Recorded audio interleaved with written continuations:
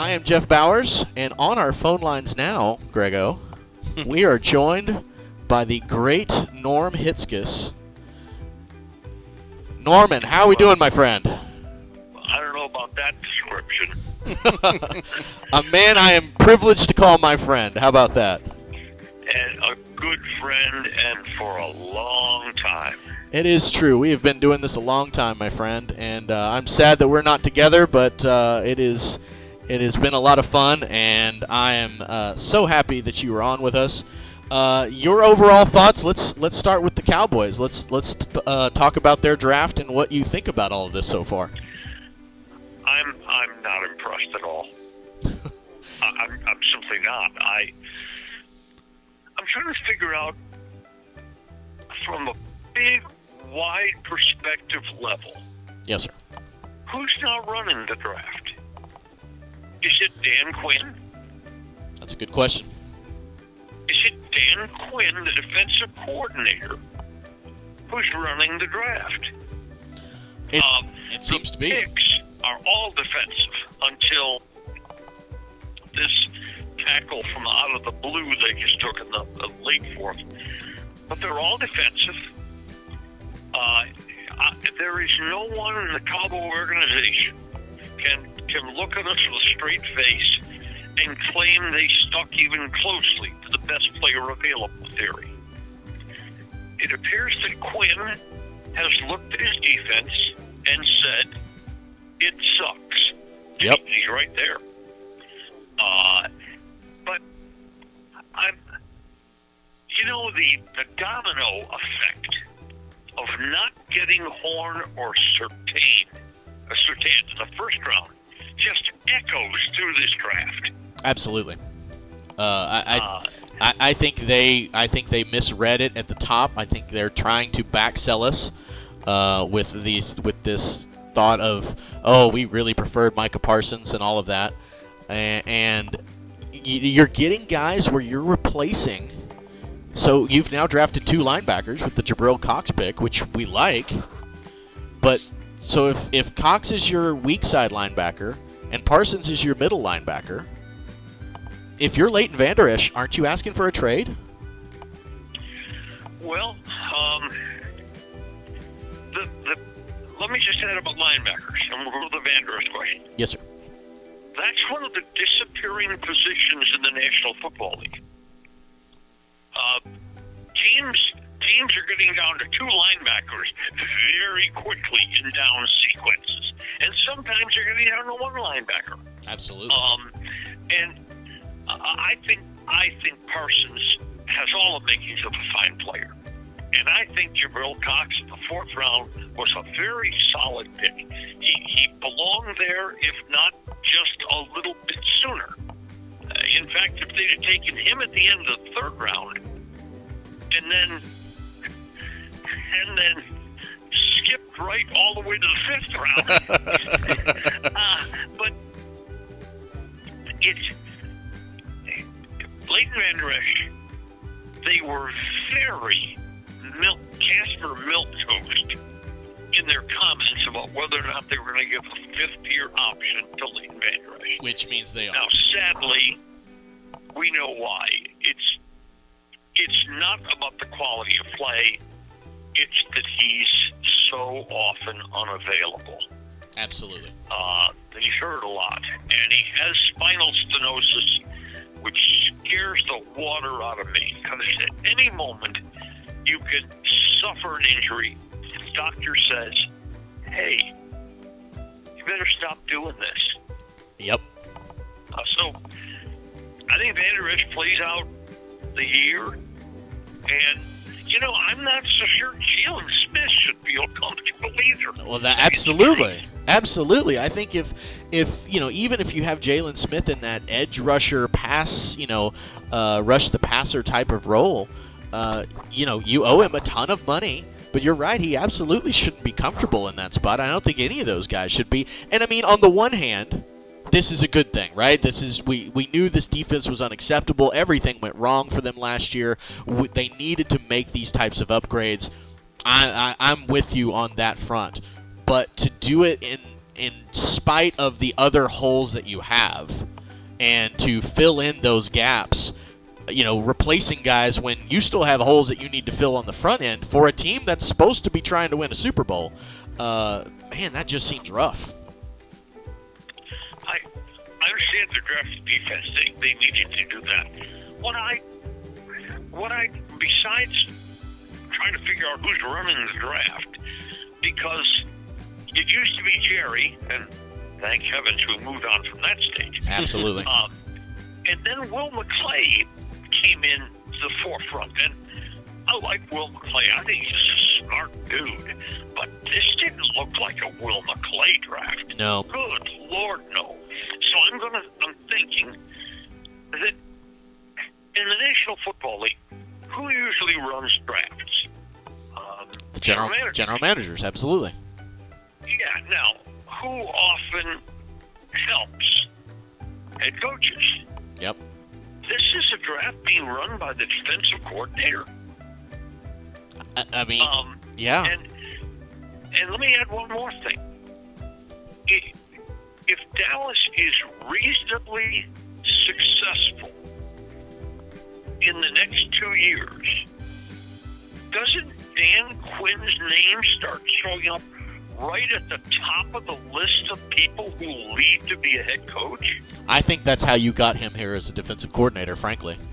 I think you're absolutely right. I think they've given him autonomy. I think they've given him to say, come in, please fix this, and then if you get a job in 2 years, you get to rebuild your name.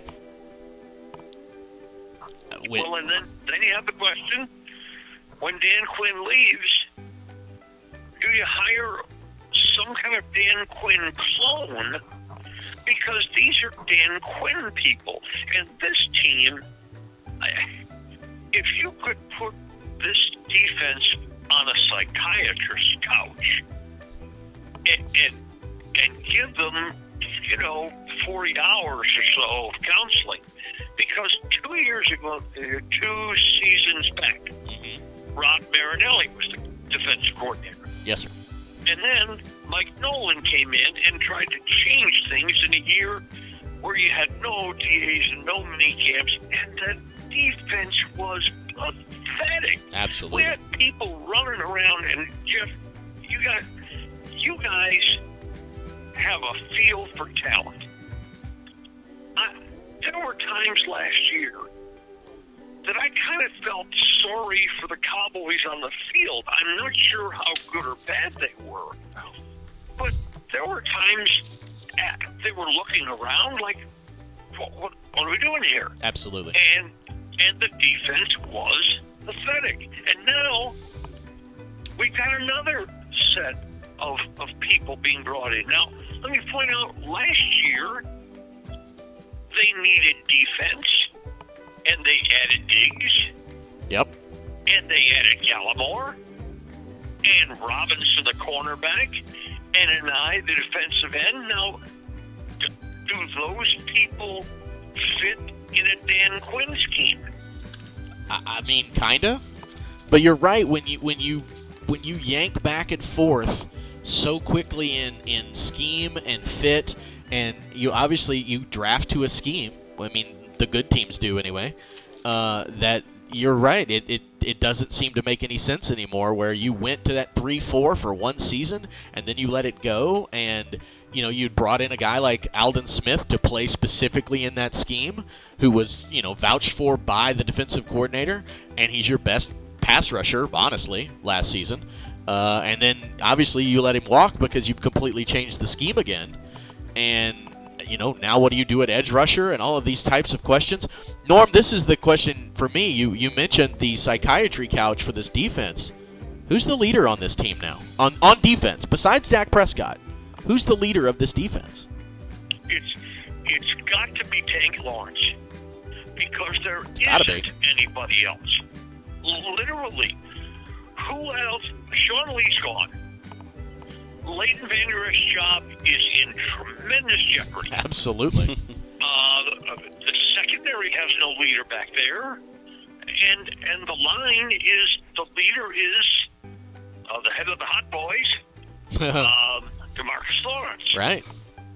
And who else is the question? I mean, Jalen's a fine fellow, but his job comes under question because you mentioned he could be an edge rusher and linebacker.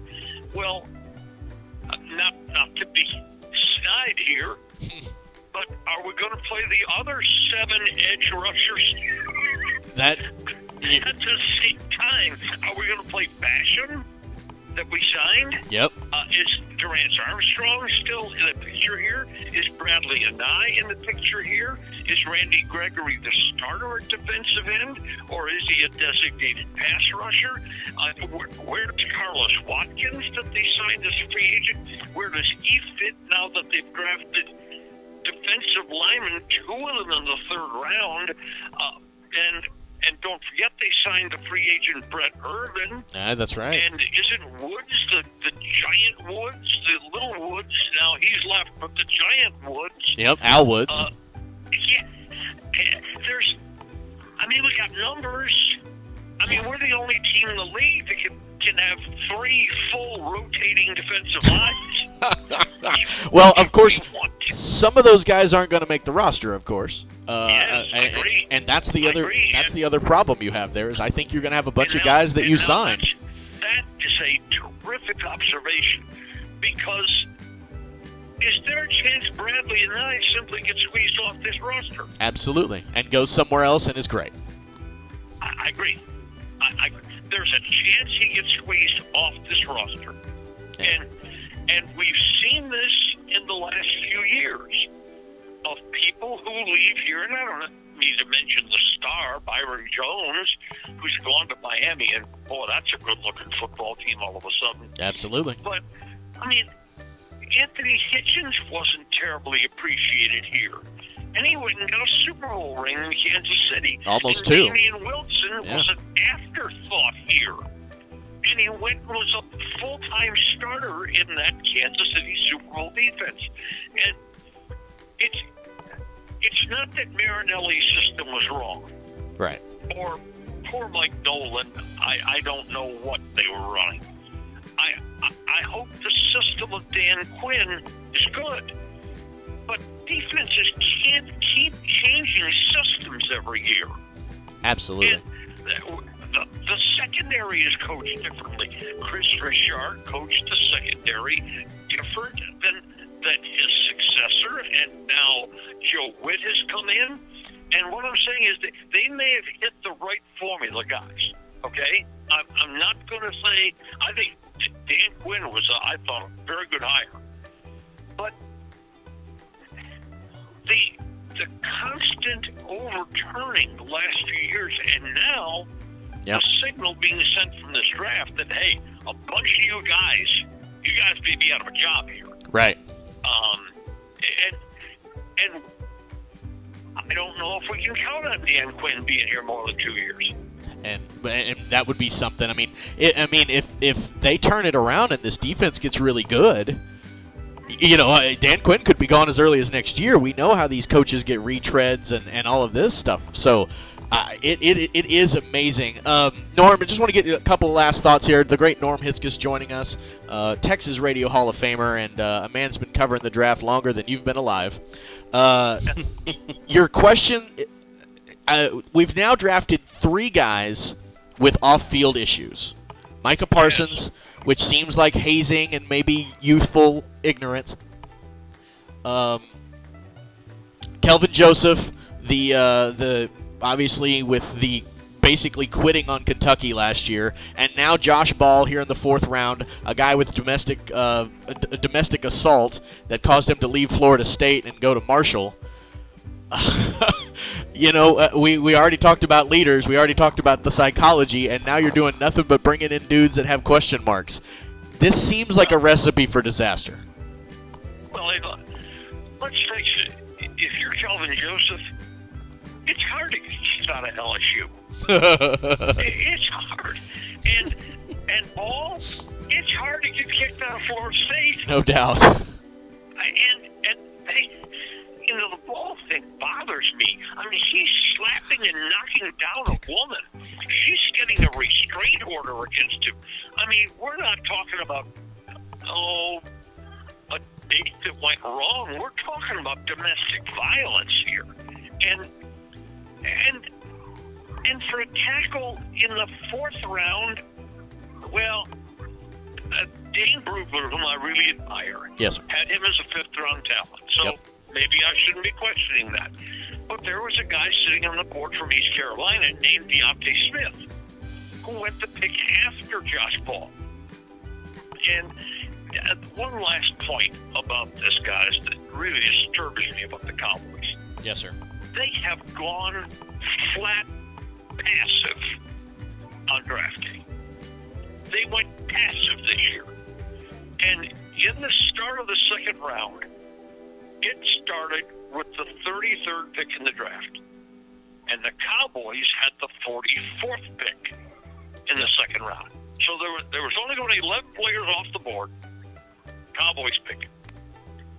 There were 6 trades before the Cowboys picked as people identified players they liked and said, let's get aggressive. My goodness, Christian Barmore is still on the board. Let's go get him, that defensive tackle from Alabama. Geez, Trayvon Merrick, the safety from TCU, is still on the board. Let's go get him. And the Cowboys sat at 44 and said, and I could be wrong, Kelvin Joseph might be a fabulous player, but the Cowboys sat at 44 and said, let's take a quarterback that should be drafted around number 60. Yeah. That doesn't make any sense to me. And when you add in the getting beat by Trayvon Merrick, getting beat to him by 1 pick for the Raiders trading up, any other GM in the league gets fired for that, in my opinion. But not this one. Norm, your overall thoughts on the draft, just as a whole, kind of in general, and how things have gone here in Cleveland thus far? I think Jacksonville, which had incredible power in the draft, is using it well. Absolutely. I think Miami is building something special. And I think the sneaker in this draft, again for me, is the Baltimore Ravens. Yeah. They just sit where they are, or they move a little here or there, or gee, this player slipped, let's go get him, or we can trade back from the spot. Every year, after the draft is over, Jeff, you've done it too. Yep. We've sat, we've evaluated full drafts, and Baltimore may not leap out at you, but you look at them and think, gee, that's pretty solid. And they get a player that can play at every position. And Norm, it's one of the last things that we talk about here with the Cowboys, especially, is they've gone from the old school days of shooting from the hip and Jerry Jones and being very aggressive to now the Will McClay, Stephen Jones, sit back, take the best guy on your board, and that works out great if you're a team like Baltimore who knows how to evaluate talent. But if you don't know who you are and you don't know how to evaluate talent and you don't know what scheme you're drafting for, all of that just falls apart, and half these draft picks may be off the roster in a year or two. Jeff, you are exactly right. There is an art to drafting. There's an art every year to evaluation. Sometimes we get to drafts and 50 or 55 good players populate the first 2 rounds. And then there may be a big gap where you say, wait a minute, I just as soon have 2 fourths rather than the 3rd. And you make that trade. Or the next year, you may say to yourself, boy, this thing is a wasteland here. I'm using my 4, my 5, and my 6 to get up to get a 3 and nail one of the few what I feel are remaining good players in the draft. But there's an art to that. There's a feel. Yes. And this draft gave me no feel for the Cowboys. Absolutely. The great Peter King told us once that there's 5 teams that know what they're doing and know how to do the draft. There's 5 teams that have zero idea what they're doing, and everyone else is kind of in the middle. And I feel like we might be in that that bottom 5 group, unfortunately, these days. We might, and we're drafting, like, for instance, Parsons. We've now used the number 1 draft choice to, it looks like, bump a number 1 draft choice off the roster. That's not how the game is supposed to work. No, that's not. That is winning for losing right there. That is not. That is zero actual gain there, and that's tough. Thank you, Norman. Thank you so much for jumping on. By the way, the Eagles at pick 150 just took Kenneth Gainwell, the running back from Memphis. So everybody else, Kenneth Gainwell, the running back from Memphis. Oh yeah, well, there's that running back board's picked over. It really is, and I tell you what, the rest of the NFC East have had themselves a pretty good draft weekend. Unfortunately for the Cowboys. So, good times. Jeff, one last note about the draft itself. Looking forward, next year's draft with the opt-outs and the 5th-year eligibility, or God knows, 6th-year eligibility. Players are doing this and doing that. Next year's crop looks like it's loaded. Yeah, absolutely. And for the Giants to already have loaded up in that draft, and the Eagles to have loaded up in that draft, looking at next year's draft, there appears like it's going to be a really deep draft for talent, and that's the year you'll want your 10 or 11 picks.